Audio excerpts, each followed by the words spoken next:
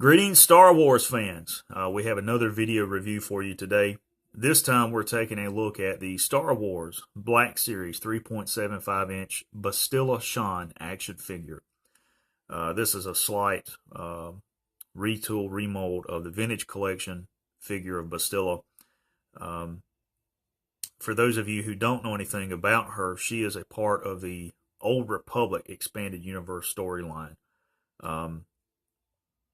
There's a lot of books, comics, video games out there, and she's one of the protagonists in that setting. And I encourage you, if you haven't read any of that, to do so.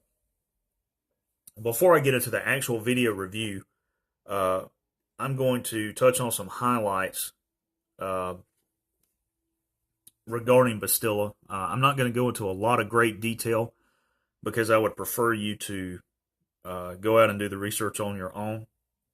Even if you just go on Wikipedia, which is the Star Wars version of Wikipedia, and look up Bastila and just read the outline of her information, it would give you a greater insight into who she is and what she was about.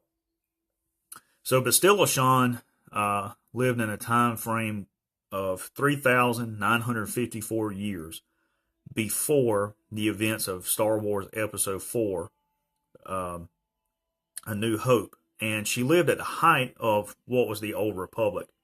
She was born on a planet called Tal Raven, in the Tal Raven system, which was one of the core worlds. And she was born 10 years after Mitra Surik was born. Mitra was another female Jedi. There's not an exact date given, so I don't have one to offer. She was born to Helena Shan and a treasure hunter.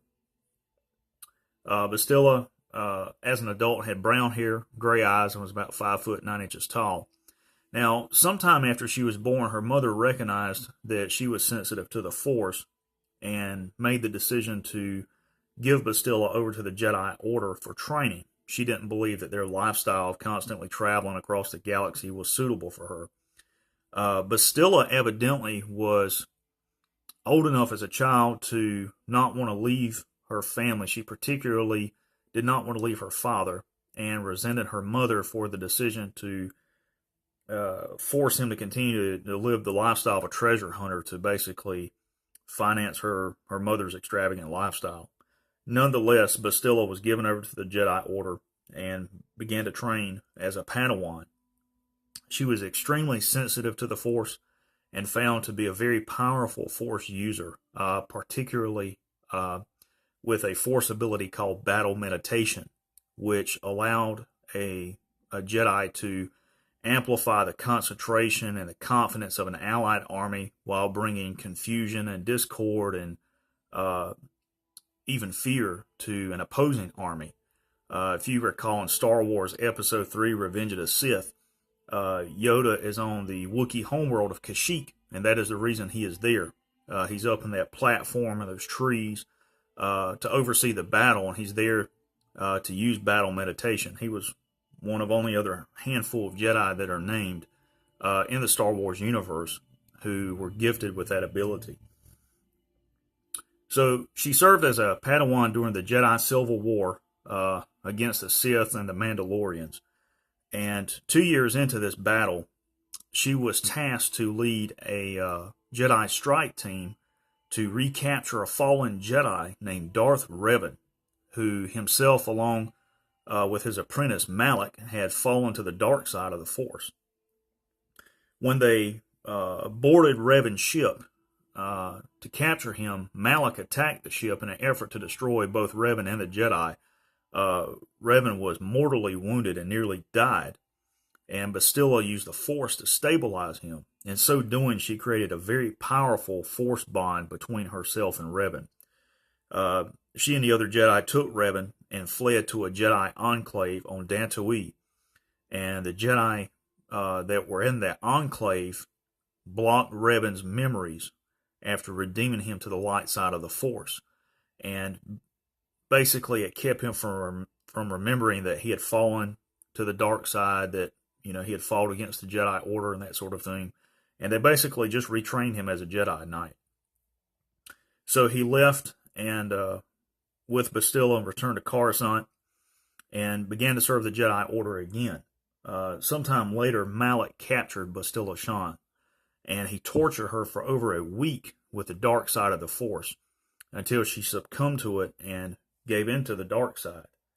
Revan was actually able to rescue Bastila and redeem her from the dark side.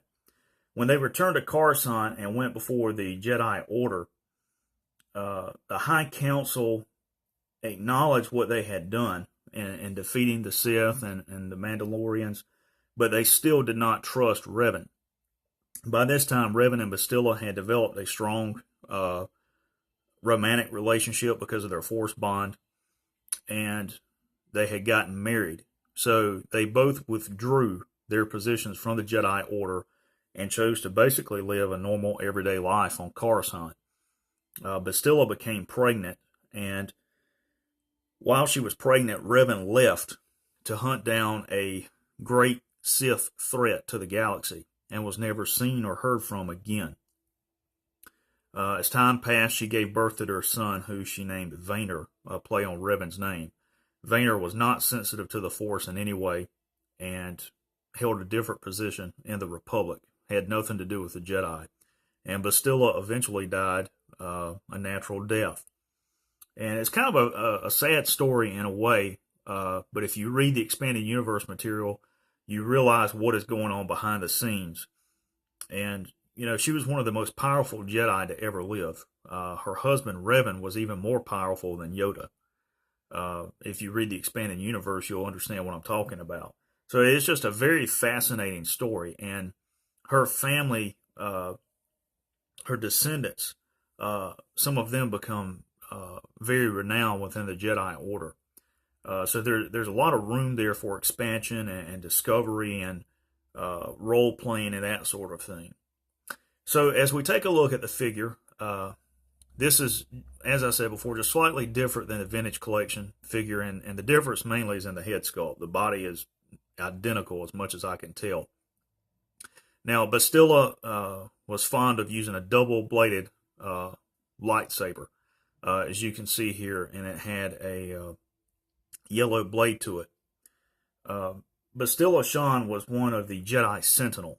There are three branches of Jedi. There are the Sentinel, the Guardians, and the Consulars. And the Sentinels were more or less a combination of the Consulars and Guardians. She was just extremely powerful in the Force, even after the loss of her husband. She continued to be an inspiration for other Jedi and be involved in certain events from a distance, so to speak. And you can see that it comes with the additional lightsaber hilt that attaches to her belt. She has a very nice ball joint for her head. Shoulder movement forward and back, very limited laterally because of the design of her outfit. She'll bend the arm at the elbow joint. Here's double jointed and swing out. And of course, she has wrist swivel. Her legs will move back and forth. Lateral movement, not so much. Double jointed knee and ankles on the ball joint. But you can see she's just a really fascinating figure. Very nicely painted and well done. And just one of the best characters overall that I have seen in the expanded universe.